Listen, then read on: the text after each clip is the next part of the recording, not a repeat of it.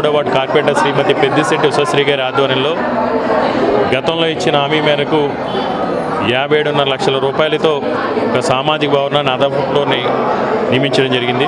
ఇది చేసి ఈ వార్డు ఈ కాలనీ వాసులకి అందరూ కూడా హ్యాండ్ ఓవర్ చేయడం జరిగింది.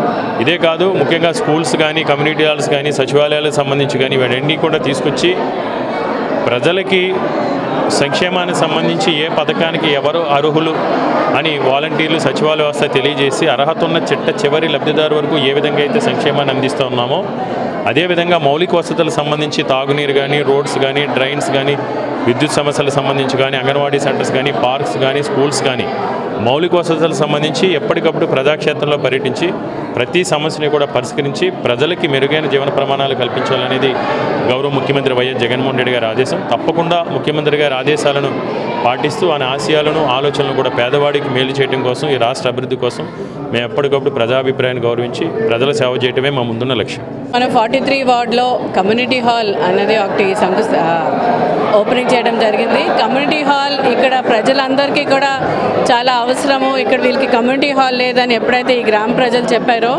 మేము ఎలక్షన్లో తిరిగేటప్పుడు అది తప్పకుండా మేము మీకు కమ్యూనిటీ హాల్ కట్టించిస్తామని ఒక వాగ్దానం చేశాము.